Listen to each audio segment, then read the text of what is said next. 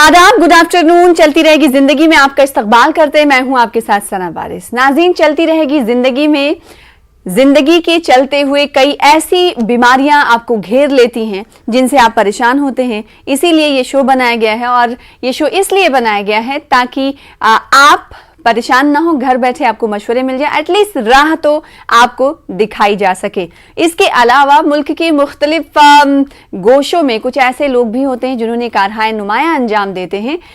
उनको भी हम ये प्लेटफॉर्म देकर दुनिया को बताने की कोशिश करते हैं कि आप भी वो सब कुछ कर सकते हैं जो इन्होंने कर दिखाया है, या फिर आप भी लोगों की मदद कर सकते हैं, लोगों का सहारा बन सकते हैं जो इन्होंने किया। आपने देखा होगा, जो नाज़रीन चलती रहेगी ज़िंदगी देखते हैं वो जानते हैं कि इस प्रोग्राम की नौयत क्या है और इस प्रोग्राम के मकासद क्या हैं। लिहाजा आज हम मजबूर हुए हैं कोरोना पर बात करने के लिए। वो इसलिए क्योंकि कोरोना के केसेस लगातार बढ़ते हुए जा रहे हैं, तो इस पर बात करना भी जरूरी हो गया है कि क्या ये कोरोना के केसेस में इजाफा तशवीशनाक बात तो नहीं, क्या ये इजाफा चौथी लहर की आहट तो नहीं। क्योंकि अगर परसों के मुकाबले कल की हम बात करेंगे तो 41 गुना इजाफा दर्ज किया गया है। और आज की अगर हम बात करें तो केसेस पर नजर डालें तो 24 घंटों के अंदर 7,240 केस मंजरे आम पर आए हैं, जिसके बाद सवाल ये फिर से उठ रहे हैं कि क्या कोरोना के चौथे लहर की आहट तो नहीं। चार जानिब से ये सुनाई देने लगा है कि जुलाई में चौथी लहर आ सकती है। इसीलिए आज हम इस मौजू पर बात करने के लिए एक बार फिर से इकट्ठा हुए हैं। कल भी हमने इस मौजू पर बात की थी। इसके अलावा अगर दिगर मौजूआत से जुड़ी हुई भी जानकारियां आप जानना चाहते हैं तो हमारे साथ जुड़ सकते हैं, क्योंकि खास मेहमान को हम मदऊ करते हैं और उन खास मेहमान दरअसल डॉक्टर की शक्ल में होते हैं, तो वो आपको राह दिखाते हैं। इसके अलावा अगर इंस्पायर होने की स्टोरीज भी आपको देखनी है, अगर ऐसी कहानियां जिससे आप के अंदर बुझे हुए जोश को जगाने की ललक मिले, तो ये शो आपके लिए है। आप इस शो को देख सकते हैं, क्योंकि बहुत सारे ऐसे बच्चे जिनके पास पैसे नहीं होते हैं, जिनके पास कोई रास्ता नहीं होता है, और बहुत सारे ऐसे लोग जो कभी एक ऐसी मौजू के बारे में नहीं सोचते, लेकिन आगे चलकर वो उन्हीं मौजूआत को टच करते हैं। ना सिर्फ टच करते हैं बल्कि उनके लिए मसले राह बनते हैं। जैसा कि मैं अगर छाँव फाउंडेशन की बात करूँ, गुज़िश्ता दिनों आपने देखा नाज़रीन, हमारे मुल्क में एसिड अटैक सर्वाइवर्स बहुत हैं, तो इनके लिए भी काम करने की ज़रूरत है। तो कई ऐसे लोग हैं जिन्हें हम इस प्रोग्राम में मदऊ करते हैं और उनके ज़रिए जानने की कोशिश करते हैं कि आखिर वो इन मौजूआत पर काम करने के लिए क्यों सोच रहे थे, और उन्होंने जो अभी किया है उसके पीछे के मकासद क्या हैं। तो इस प्रोग्राम की नौयत से तो आप वाकिफ हैं। अब ज़्यादा बात नहीं, सबसे पहले दो खास मेहमानों का आपसे रूबरू करा दूं। डॉक्टर स्वाति महेश्वरी साहब, आपसे कुछ देर बाद नहीं, टीवी स्क्रीन पर आपको इस वक्त नमस्ते करते हुए देखी जा सकती हैं। आपको शुक्रिया और आदाब करना चाहूँगी। आप सीनियर इंटरनल मेडिसिन एक्सपर्ट हैं, और साथ ही साथ एक और ख़ास मेहमान हमारे दरमियान मौजूद हैं, डॉक्टर संजीव सिंह यादव साहब, फॉर्मर वाइस प्रेसिडेंट हैं इंडियन मेडिकल एसोसिएशन के, तेलंगाना से हमें ज्वाइन कर रहे हैं। और पीसीआर से रिक्वेस्ट है कि डॉक्टर संजीव साहब ने कुछ देर पहले हमें बताया कि वो इंडियन मेडिकल एसोसिएशन के तेलंगाना के वाइस प्रेसिडेंट थे, तो फॉर्मर लगा लिया जाए। इसके अलावा वो प्रेजेंटली किस ओहदे पे काम कर रहे हैं वो खुद अभी हमें बताएंगे। बहरहाल प्रोग्राम की शुरुआत करते हैं, सबसे पहले ये जानने की कोशिश करते हैं, मैं चाहती हूँ कि डॉक्टर संजीव साहब आप से ही इसकी शुरुआत करूँ कि जो केसेस लगातार बढ़ रहे हैं कोरोना के, हम मजबूर हो गए। मैंने इसलिए कहा कि क्या इस पर बात करनी भी ज़रूरी है या नहीं, क्योंकि केसेस में पिछले कुछ दिनों से इजाफा देखा जा रहा है। आज की अगर हम बात करेंगे तो 7,240 नए मामले आए हैं, तो इस पर बात करना ज़रूरी है। लोगों को एक बार फिर से मशवरा देने की ज़रूरत है या नहीं है, या फिर ये सिर्फ कुछ दिनों के लिए केसेस में उछाल है और ये कम हो जाएंगे। शुक्रिया आपका। ऐसा है, केसेस के बारे में बात करना इसलिए ज्यादा जरूरी है क्योंकि प्रेस एंड मीडिया के थ्रू ही पब्लिक को हम ये बता सकते हैं कि आपको एहतियात बरतना काफी जरूरी है। केसेस बढ़ रहे हैं, ये सही बात है। एक ही दिन में 7,000 केस बढ़ना कोई मजाक नहीं है। ये ज्यादा फैल सकता है। फैलने से बचाने के लिए सिर्फ एक ही चीज इसको बचा सकती है, वो है मास्क। मैं रूम में अकेला हूँ, इसीलिए मैं अभी मास्क नहीं लगा रहा हूँ, बट आप कभी भी बाहर जाइए, कहीं भी जाइए, मास्किंग करना बहुत जरूरी है। इसके बारे में डिस्कस करना इसीलिए जरूरी है क्योंकि अपना इंडियन सोसाइटी एक ज्यादा पब्लिक सोसाइटी है जिसमें काफी पॉपुलेशन मौजूद है और अपना रहन सहन मिलना चलना बहुत ज्यादा नजदीक का है। अपन फॉरेनर्स के साथ दूर दूर घर बना के नहीं रहते, अपने घर, अपना मोहल्ला, अपने बिल्डिंग, अपने गलियां काफी एक दूसरे से मिलते जुलते रहते हैं। बॉम्बे महाराष्ट्र में ही, बॉम्बे में 7,000 में से तकरीबन 80% केसेस बॉम्बे में पाए गए हैं। जी। ये इसका प्रूफ है कि आपका क्लोज सोसाइटी है, इसीलिए केसेस बढ़ रहे हैं। आप इनसे बचने के लिए आगे क्या होता, कितने लोग एसिम्प्टोमेटिक है, ज्यादा लोग एसिम्प्टोमेटिक है, मगर 83 केसेस जो है बॉम्बे में वो इन्फेक्शन से स्प्रेड है जिनको दवाखाने में एडमिट करने की जरूरत पड़ गई है, जो ऑक्सीजन पे है। ये परिस्थिति आने से पहले आप सोचिए, मास्क आपको बचा सकता है। एक सिंपल प्रोसीजर है, मास्क लगा के रहिए, हाथ धोइए और हो सके जितना डिस्टेंस मेंटेन करिए। ये करेंगे तो कोरोना स्प्रेड नहीं होगा। स्प्रेड इंडिया में होने के चांसेस बहुत ब्राइट है, क्योंकि मैं आपको पहले बता चुका, इसीलिए मास्क लगा के फिरिए। जितना आप अपने आप को एहतियात बरतेंगे उतना आप इस बीमारी से दूर रहेंगे, इसीलिए ये डिस्कशन काफी जरूरी है। जी, तो 40% मजीद मरीज बढ़े हैं, तो ऐसे में क्या ये डिस्कशन जरूरी है, नहीं जरूरी है? एक बार फिर इस पर हमें तशवीश में मुब्तला होने की जरूरत है या नहीं जरूरत है, इसलिए हम इस पर बातचीत करने के लिए बैठे हुए। डॉक्टर संजीव साहब ने अपनी राय रखी। मैं चाहती हूँ कि डॉक्टर महेश्वरी साहिबा, स्वाति महेश्वरी साहिबा, आप क्या कहेंगी? 40% का इजाफा, कल 41% का इजाफा कोरोना केसेस में और आज 40% का इजाफा, क्या एक बार फिर से अलार्मिंग सिचुएशन इसे कहें कोरोना की? बिल्कुल, सबसे पहले तो आपका बहुत शुक्रिया सना जी। और जो हमारे दूसरे डॉक्टर साहब हैं उनकी आवाज़ मुझ तक नहीं आ रही है, तो मैं नहीं समझ पाई उन्होंने क्या कहा। लेकिन मैं डेफिनेटली ये बात बोलूँगी कि जैसे जैसे हम देख भी रहे हैं कि पिछले कुछ सालों में भी जब से कोरोना आया है, हमने देखा है कि इसकी नए नए वेरिएंट्स आते हैं और उसकी वजह से जो हमारे संक्रमण का दर है वो बढ़ता है, क्योंकि फिर से सर्कुलेशन शुरू होता है, वायरस जो है वो फैलता है लोगों के बीच में और फिर धीरे धीरे हमने देखा है कि ये वेव नीचे आती है। एक अच्छी बात पिछली 2 वेव्स में जो हमने देखी वो ये थी कि हॉस्पिटलाइजेशन रेट नहीं बढ़ा, लोगों में बहुत ज्यादा तीव्र बीमारी नहीं हुई, मृत्यु दर नहीं बढ़ा, जो कि बहुत अच्छी बात थी। और जिससे कहीं ना कहीं ये संकेत भी मिल रहे हैं कि अभी जो मौजूदा वेरिएंट्स हैं जो सर्कुलेट हो रहे हैं वो डेल्टा जितने घातक नहीं है, उनकी वजह से उतनी तीव्र बीमारी नहीं हो रही है, ऑक्सीजन फॉल नहीं हो रहा है, जैसे कि पहले हमने एक बार ऐसा डरावना मंजर भी सामने देखा था।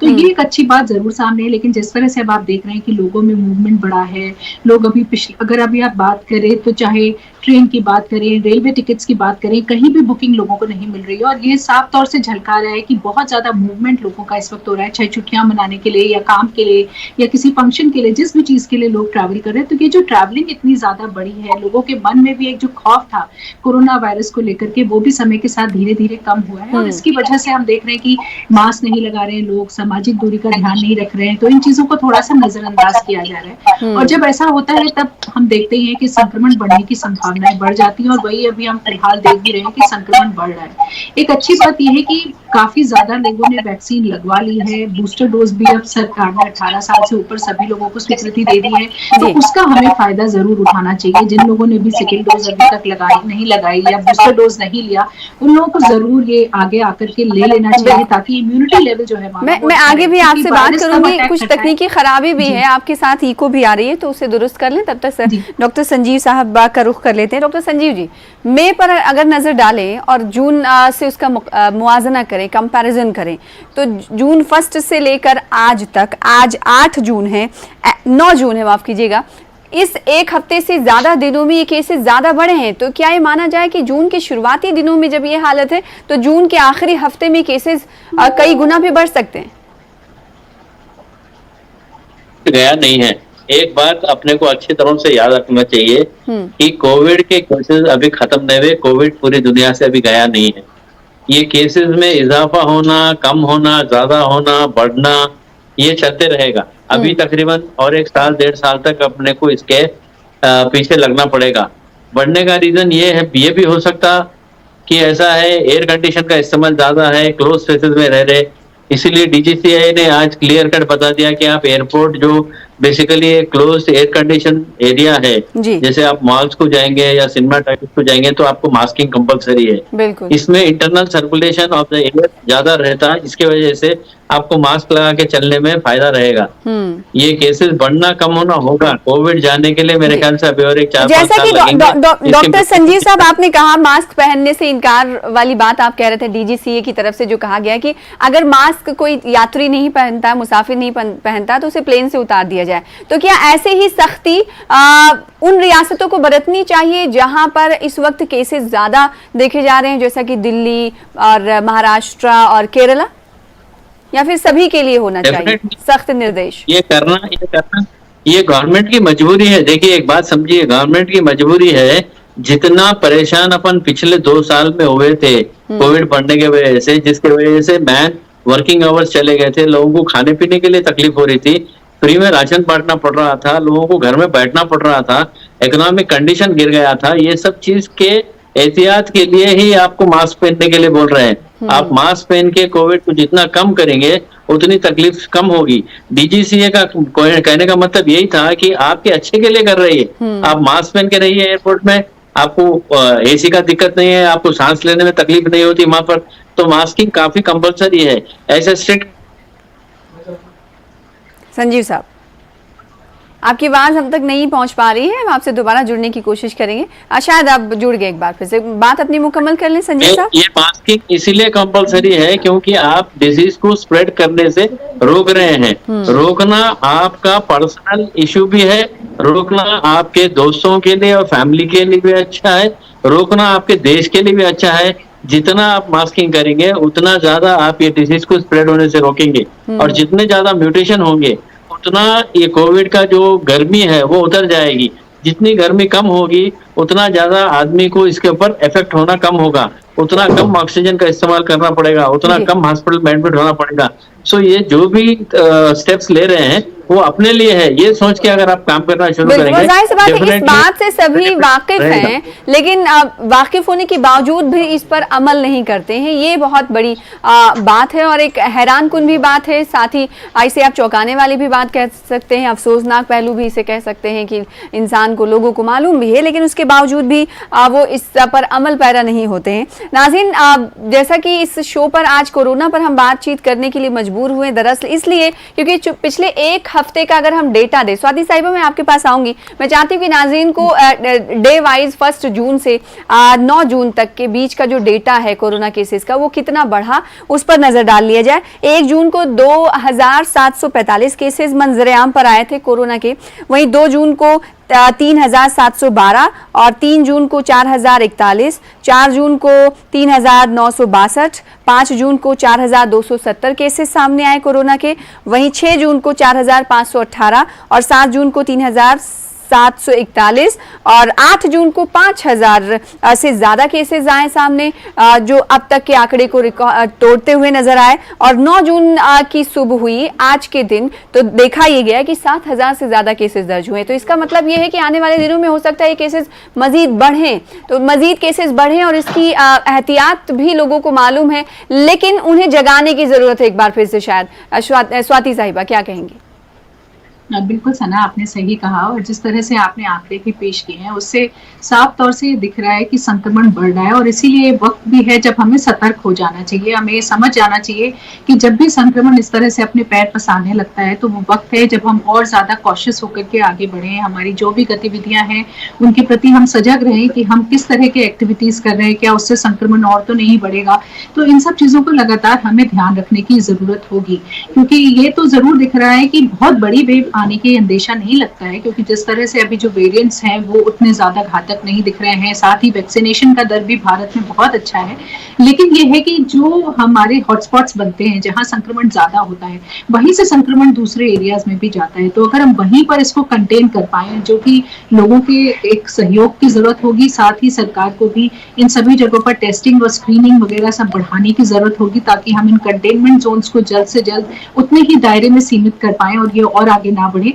तो दोनों ही लोगों को इस वक्त मुस्तैद होकर के आगे बढ़ने की जरूरत होगी। और सरकार ने अपने बहुत सारे प्रोसेसेस अब लेट डाउन भी कर लिया है कि कहीं भी अगर संक्रमण बढ़ता है तो किस तरह से वहीं के वहीं हम उसे कंटेन कर सकते हैं, रोक सकते हैं। लेकिन जब जैसे कि आपने कहा भी, अब मूवमेंट इतना ज्यादा है, अंतरराष्ट्रीय सारी जितनी फ्लाइट्स हैं वो भी खुल चुकी हैं, इंडिया के अंदर भी जो लोग हैं एक जो है राज्य से दूसरे राज्य जा रहे हैं, तो ये मूवमेंट ज्यादा होने की वजह से स्पिल ओवर बहुत होता है, यानी कि संक्रमण एक राज्य से दूसरे राज्य में जाने की संभावनाएं बढ़ जाती है। इसलिए जितना ज्यादा हम खुद एहतियात करेंगे, जितना ज्यादा हम खुद मास्क का इस्तेमाल करें, भीड़ से बचें या हम सामाजिक दूरी का ध्यान रखें, सैनिटाइजेशन करें, उतना हम जो है बाकी लोगों को सुरक्षित कर सकते हैं। और अभी भी ये ध्यान रखना है हमें कि जो बच्चे हैं हमारे, वो भी अभी भी वनरेबल है, क्योंकि बहुत सारे बच्चों की जनसंख्या ऐसी है जहां तक वैक्सीन अभी नहीं पहुंची है।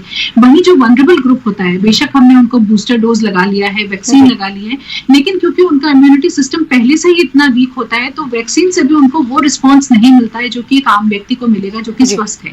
इसलिए फिर भी उन लोगों का सीवियर डिजीज होने की संभावनाएं जो है वो ज्यादा रहती है।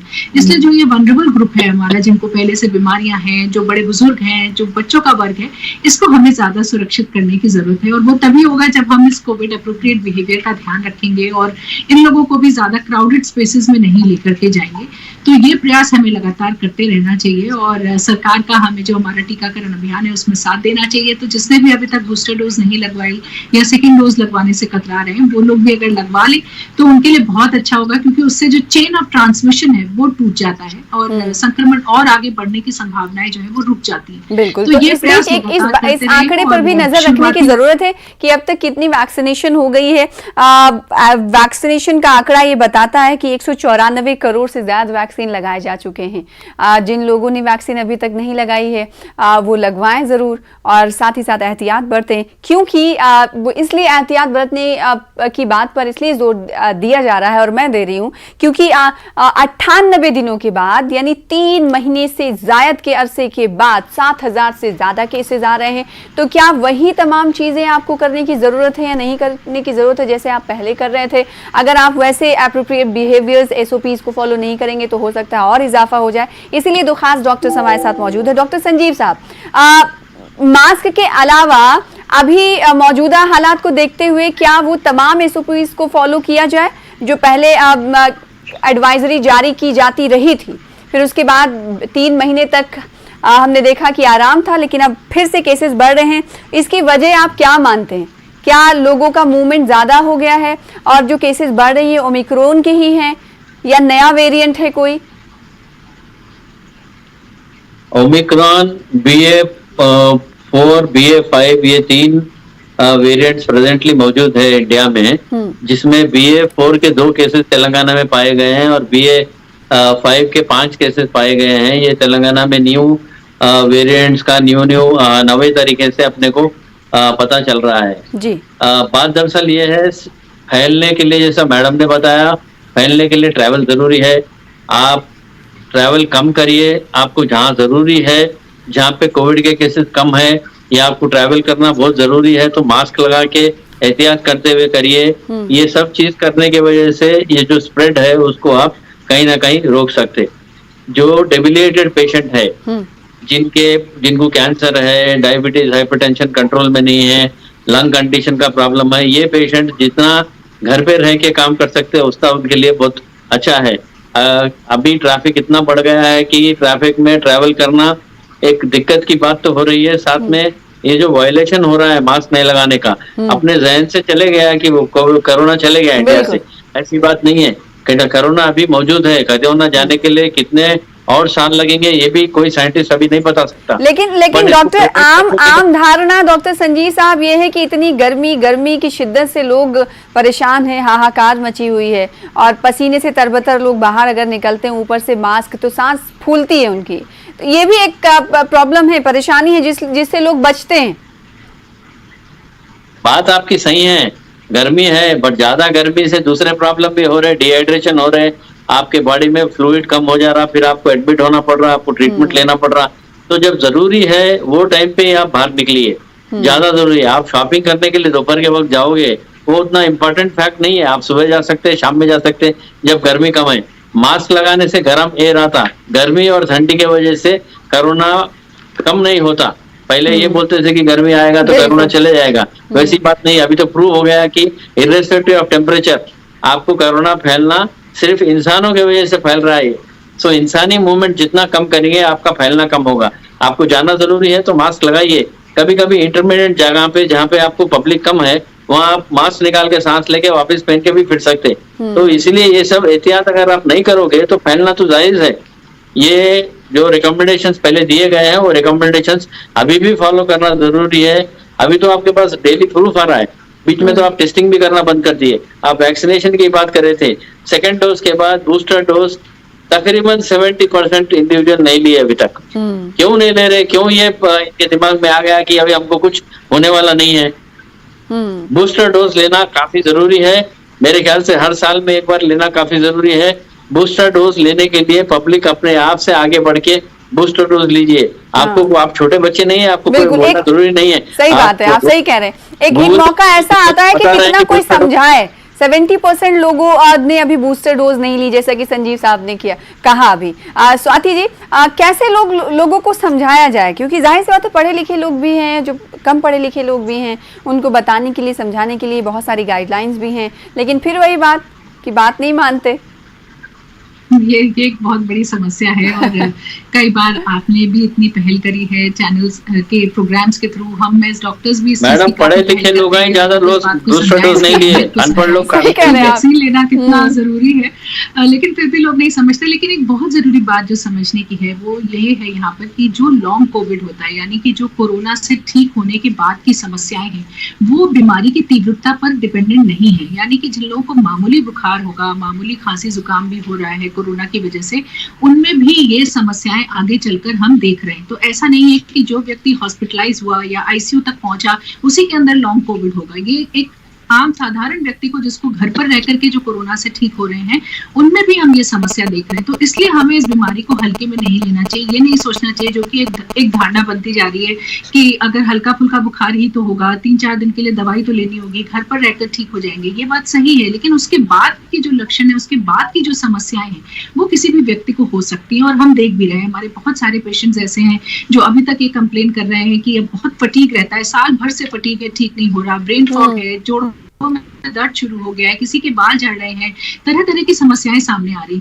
तो हम क्यों कोई भी ऐसी बीमारी को न्योता क्यों दें जो कि हमें आगे चलकर बहुत समस्याएं दे सकती है? इसलिए बेहतर है कि हम वैक्सीन लगवाएं, हम मास्क पहने, हम इस बीमारी से बचें जो कि हमें तकलीफें दे सकती है आगे चलकर। यही ज्यादा बेहतर तरीका होगा आगे बढ़ने के लिए।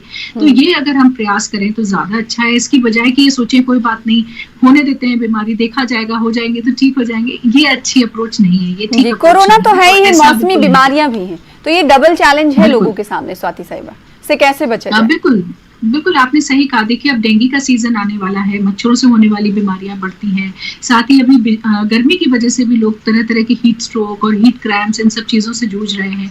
तो बहुत ज़रूरी है 2-3 चीज़ों पर काम करना। एक, हमारा जो इम्यूनिटी सिस्टम है वो अच्छा होना चाहिए, तो अच्छी मात्रा में पानी पिए, अच्छे जो फल है, सीजन के जो फल सब्जियां आती हैं उनका सेवन करें, अच्छी नींद लें, कुछ एक्सरसाइज या व्यायाम अपनी लाइफ में ज़रूर लेकर के आए। और उसके लिए ज़रूरी नहीं है कि हम जिम जाएं, तभी एक्सरसाइजेस होंगी। वॉक करना, घर पर रह करके कुछ एक्सरसाइजेस करना, ये सब हमारे लिए बहुत जरूरी है।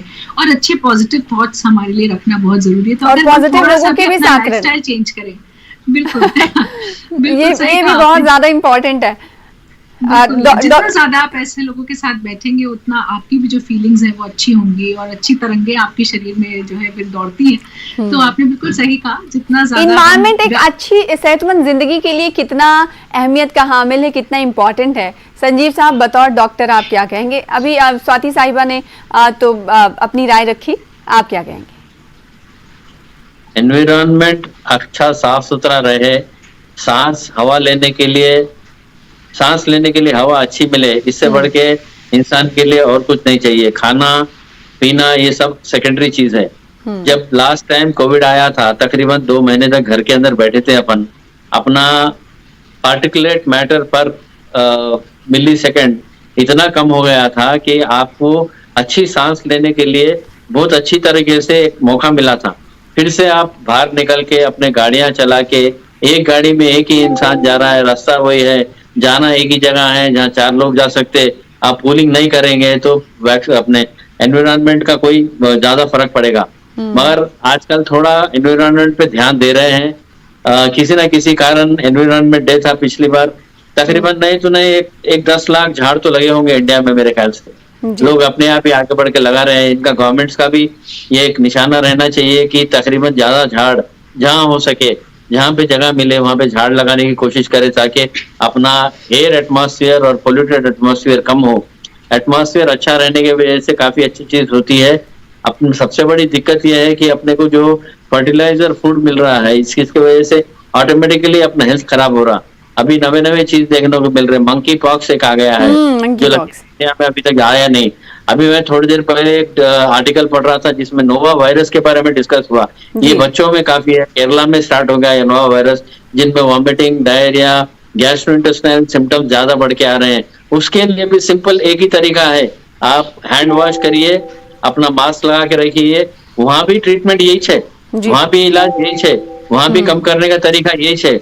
आप अनहाइजीनिक प्लेस से खाना लेके मत खाइए, यही बता रहे हैं उसके अंदर। तो अल्टीमेटली हाइजीन, एटमॉस्फेयर और स्वस्थ रहने के लिए ये दो चीज का ज्यादा इंपॉर्टेंस है। मैडम ने बताया, दुनिया में हर जगह से यही बता रहे हैं।